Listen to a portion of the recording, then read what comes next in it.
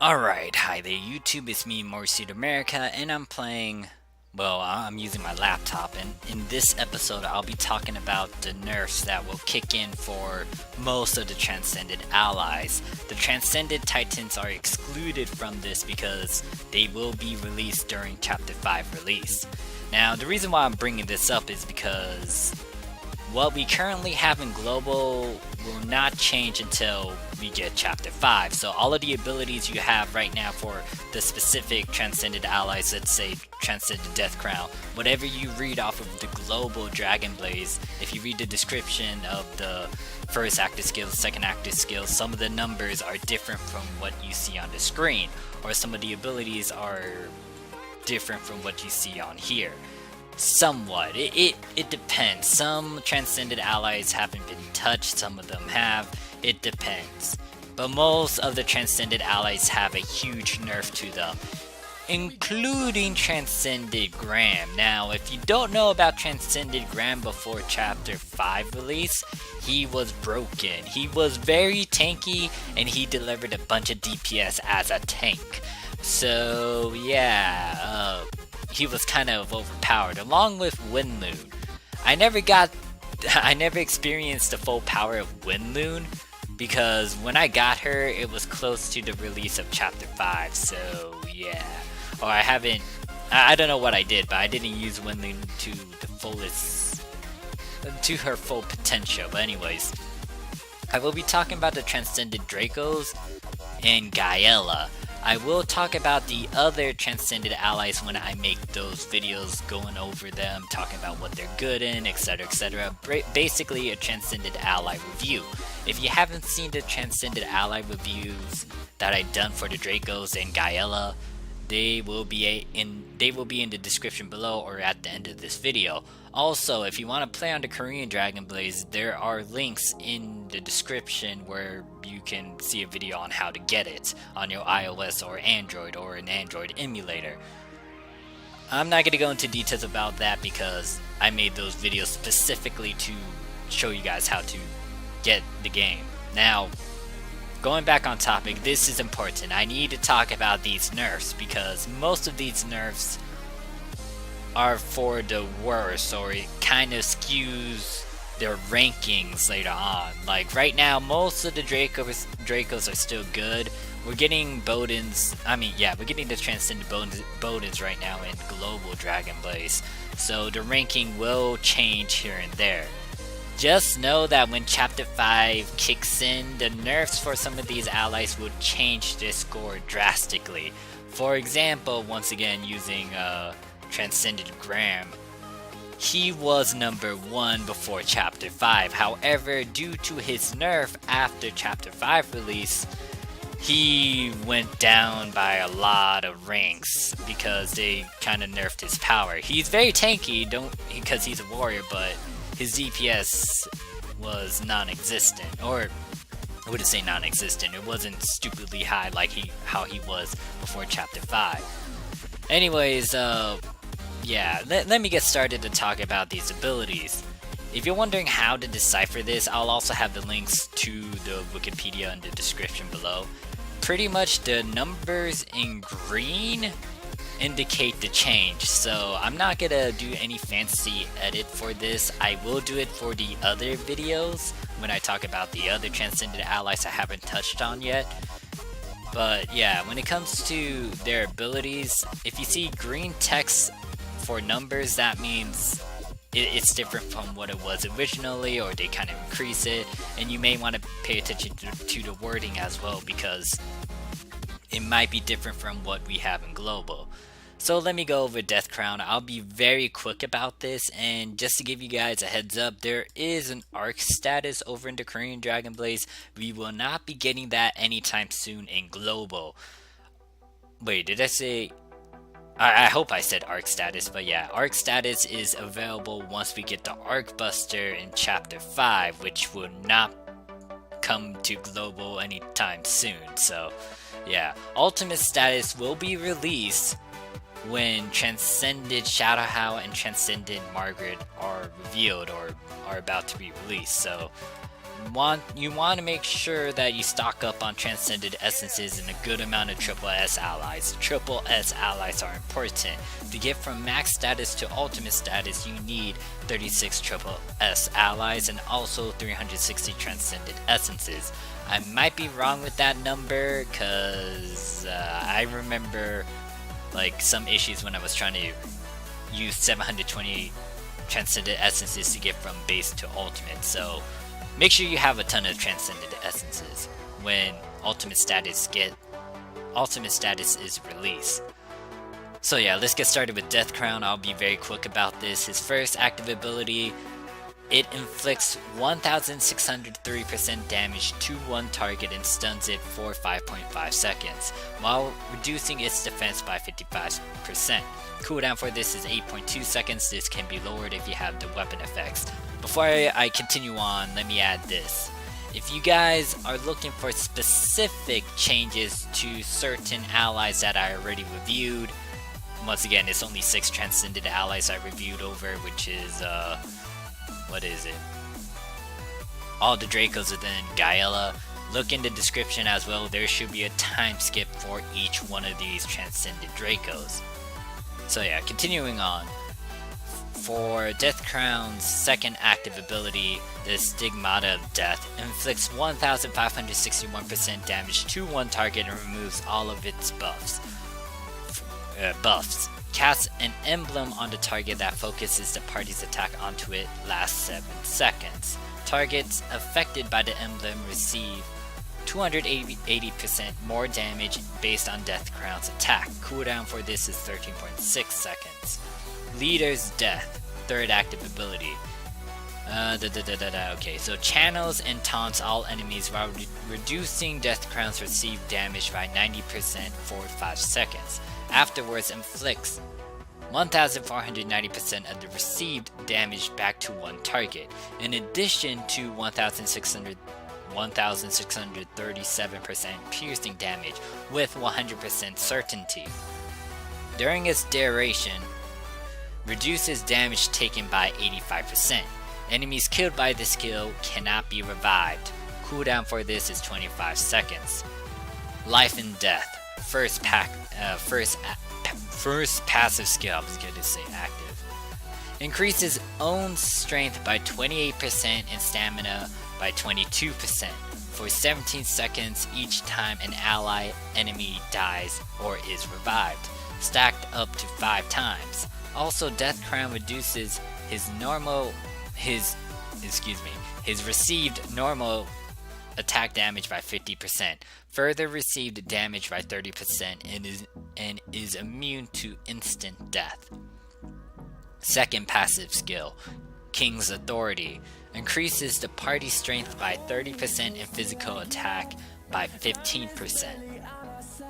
And the max skill, I will not talk about the ultimate or arc skill because we do not have that in global yet. Actually, this will be very important later on, but for now, Breath of Death. When it hits, retaliates at a 30% chance to inflict 830% damage to all enemies, removing all buffs and dealing an additional 140% damage per removed buff. Decrease all targets attack by 44% for 18 seconds. Cooldown for this is 6.5 seconds. Now, his normal attack adds a damage amplifier proportionate to the target's health. And once again, emphasizing on this is his new kit after the Chapter 5 nerf. So right now, whatever we have in global is what we have before the Chapter 5 nerf. And what you see on the screen right now is the Chapter 5 nerf. So yeah, if you're gonna look at this, just kind of have your phone out, stare at the abilities that your Transcended ally have right now, and kind of compare and contrast between the two. See if this is kind of a good or bad thing for your ally. Moving on, Transcended Brightspark. First active skill, Frost Storm. Inflicts 830% damage to all enemies and casts 3 Chill of Death marks upon them, which lasts for 9.6 seconds. Cooldown is 11.2 seconds. Second active skill is Solely Explosion. Inflicts 839% damage to all enemies and consumes all Chill of Death marks to inflict an additional 193% damage for each mark and stuns for 5.5 seconds. Cooldown for this is 13.1 seconds. Third active skill, Howling Souls. Inflicts 349% damage and 42% piercing damage per 0.5 seconds for 4 seconds to all enemies and steals beneficial buffs. Actually makes her invulnerable. Buffs last if enemies die before the 4-second duration. While channeling, Brightspark recovers HP equal to damage dealt. Has a chance to stun enemies, hit, and inflicts Chill of Death. This skill cannot be interrupted. Cooldown for this is 16.1 seconds. First passive skill, Frost Armor. When an enemy marked with Chill of Death attacks Brightspark and the damage surpasses 35% of her stamina, she will only receive 35% of that damage. Additionally, Chill of Death stacks up to 20 times. Second passive skill, Relentless Harm. Increase party intelligence by 30% and increase magic damage by 30%. Max skill is Incarnation of Frost. If Brightspark receives damage that leads to death, she enters Incarnation of Frost mode for 3 seconds. In this state, she is immune to all attacks and her HP is restored every second. Once the duration is over, cast 5 Chill of Death marks upon all enemies. Cooldown for this is 38 seconds. Her normal attack is a ranged base, and she marks an enemy with Chill of Death. Alright, Transcended Brightspark. Her first active skill is Playing God.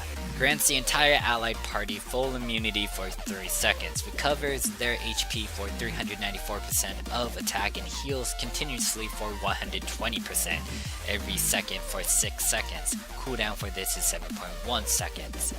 Second active ability, March Blessing. Dispels debuffs of all allies, granting immunity in the process while increasing their attack by 12% and attack speed by 14% for 13 seconds. This buff stacks up to 2 times. Cooldown for this is 15.5 seconds. Oh god, I'm gonna pronounce this word wrong. Hymn of Hope. Okay, yeah, I pronounced that wrong, I apologize, but revives 2 allies, granting them 8 seconds of invulnerability and increasing their attack by 35%. Cooldown for this is 32 seconds. First passive skill, Line of Hope. The debuffs affect Blackaria only for 1 second. Grants invulnerability to entire party for 8 seconds when Blackaria dies. Cooldown for this is 41.7 seconds. Blacaria's second passive skill, Blacaria's Care, increases party stamina by 45% and decreases magical damage received by 15% for entire allied party. And Blacaria's max skill is Miracle of Life. 5 seconds after death, Blackaria will revive herself with 100% HP, resetting all cooldowns and grants self-invulnerability for 4 seconds upon revival. Cooldown for this is 48.7 seconds. And her normal attack recovers HP of all allies or damage all enemies. Transcended Bloodwind. Now, his first active skill is called Piercing Arrow, inflicts 853% damage to all enemies, removes all buffs, then reduces defense by 34%, and stuns for 5.6 seconds. Cooldown for this is 14.6 seconds. Second active skill, Blood Arrows, inflicts 837% damage to all enemies, applying a bleed debuff that inflicts 72% damage every second for 8 seconds, immune to dispel, and increases Bloodwind's normal attack damage by 80%. Cooldown for this is 17.5 seconds. Third active skill, Bloodstorm. Increases attack speed by 45% and attack by 47% for 11 seconds. Bloodwind evades all attacks while this buff persists. Cooldown for this is 35 seconds. First passive skill, Concentrated Fire.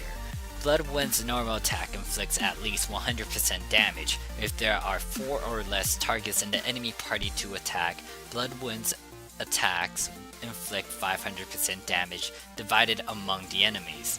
Enemies that have been hit by Bloodwind's normal attacks suffer 9% reduced defense for 10 seconds. Second passive skill, Blood Contract. Increase attack speed for entire allied party by 10%.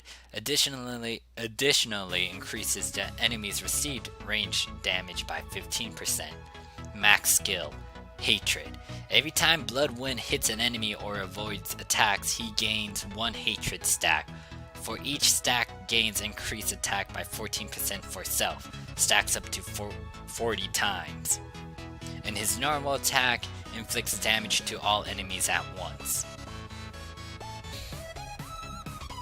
Transcended Greysoul. His first active skill, Dark Celestial Soul Slash. Inflicts 1,550% damage to one target, removes its buff, inflicts 3 times its damage on enemies with the Annihilation debuff. Cooldown for this is 19.4 seconds. Second active skill, Dark Celestial Freed Soul. Inflicts 861% damage to all enemies and gives I have no clue what that icon is, but he gives them a debuff that prevents the target to be revived when dying within 15 seconds. Inflicts 3 times its damage on enemies with the Annihilation debuff. Cooldown for this is 17.8 seconds. Third active skill, Dark Celestial Decree. Invokes his alter ego for 14 seconds, becomes invulnerable for 1 second, increases his attack by 47% and his attack speed by 33% for 13 seconds, stacking up to 3 times. The damage Greysoul receives is split between him and his alter egos. His alter egos are immune to attack and move with him. They mimic his actions. Cooldown for this is 16 seconds. His first passive skill, the Blade that holds the soul. Every third normal attack, the Dark Celestial Soul Slash and Dark Celestial Freed Soul ignore the target's immunity to grant annihilation to the enemy for 16 seconds up to 9 stacks. Annihilation allows Dark Celestial Soul Slash and Dark Celestial Freed Soul to instantly kill the target with a 9% chance per stack. Second passive skill, the God of War. Increases physical damage by 44%. Additionally, increases the chance to instantly kill enemies by 5% for each enemy kill. Greysoul himself is immune to instant kills. And his max skill, Soul Predator. Greysoul can now invoke up to 3 alter egos. If an enemy is killed, the cooldowns of Dark Celestial Decree is reset. And his normal attack grants Annihilation debuff with normal attacks, kills an enemy that has 4 times Annihilation debuffs, and inflicts additional damage on boss type enemies instead of killing them. And lastly, we have Transcended Gaela. Her first active skill is Light Flash. Inflicts 1,586% damage to one enemy with 100% certainty. If the enemy is not a boss type, it will also knock the target into the air. Cooldown for this is 7.9 seconds. Second active skill, goddamn. Bloody Dance. Inflicts 838% damage to an entire enemy party with 100% critical chance and removes all alter egos or pets or summons. Cooldown for this is 19.3 seconds. Her last active skill, A New Leaf. Increase attack speed by 45% and accuracy by 55% for 10 seconds. Additionally, Gaela removes all debuffs on herself every second. Cooldown for this is 16.6 seconds. Her first I did not realize her first passive skill was called Sword. But yeah, every time Gaela attacks, she has a chance to gain the Sword buff. The buff lasts for 13.6 seconds and increases her attack by 18% and the ability to remove buffs from enemies with normal attacks or is immune to Dispel. Stacks up to 7 times. Actually, I think this is a change to her passive names. Maybe. I need to go back on Global and see what it's called, but I feel like this is new to me. Maybe it's not, but I can't remember. Gaela's second passive skill, Pure Heart, reduces entire enemy party's strength by 30%. Her own strength is increased 10% for every Transcended Angel in the party. Also, for every 1% HP Gaela loses, she gains 1% damage reduction. Additionally, decreases received range damage by 30% for self. And her max skill is Wild Sword Dance. Upon reaching 7 sword stacks, she unleashes Wild Sword Dance. Wild Sword Dance increases her attack speed by 170%, attack by 500%, and by 10% additionally with every attack for 9 seconds. Also, Gaela gains full immunity in this state, removes buffs from enemies with normal attacks, and those cannot miss and will hit 100% critical. Every time she kills an enemy in this state, she increases its duration by 2 seconds. And her normal attack, chance to knock up the enemy. So that's it for this video. So if you guys got any questions, comments, concerns, or if you want my input or advice about these Transcended allies that I kind of went over, then go ahead and put them in the comments below. I know I haven't covered every Transcended ally, I just went over the ones that I did in the past for Global. I know I did a couple of reviews for, I did one for Windloon and Bell Snow, but Global does not have them yet. I will save the changes of those 2 allies in their own respectful video.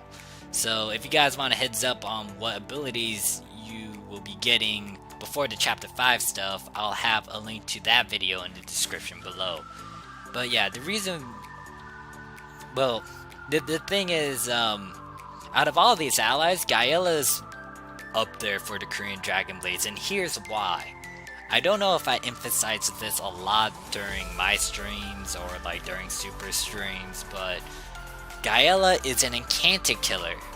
With her abilities, she's perfect for PvP because she will kill enchanters and she will summon the pets and the summons, and then she'll also kill Greysoul because she has a obsession with them. So yeah, Gaela is very, very handy. You may want to invest in her if you're into PvP, because in chapter 5 the Enchanted main character will get released, and a lot of people may make a full Enchanted team because of the Enchanted character. So having Gaela can instantly, she can create issues with the Enchanters, so you may want to invest in her. Now when it comes to the other allies, it depends. If you use the Korean tier list as a reference, know that one, it's opinion based, so use it at your own risk. There is a disclaimer on the Korean tier list, like before you use it. Actually, let me bring it up right now. Like, if you plan to use the Korean tier list, know that one, this is the Korean tier list, it's not global. You could go to the global tier list, but I don't know if they updated themselves. But if you want to get a foresight on what's going on, then you may want to use the Korean tier list to your advantage. Just know that the abilities may be different from what we have in global until chapter 5 gets released. And here are the terms and conditions you want to, like, if you plan to use the Korean tier list, make sure you read this, because this is kind of important, because the tier list isn't 100% guaranteed. Yeah, you could get like the best allies for X, Y, and Z. It's a reference sheet. It's kind of biased here and there. Like, if you look at the rankings, Dion is up there compared to Helios. Now, you can also get an idea of what allies are good. I mean, which allies are handy for what situation. It's kind of obvious, like Cerberus, for example. Archers and rogues will be, archers and rogues will be your best friend. Even, here's the thing, Tracy isn't that great, or I don't know if you guys would go for Tracy, but I think a few people would go for her. However, she is good for Cerberus, so there are use this at your own risk, pretty much. So yeah, thank you guys for watching. I'll see you guys around. Peace.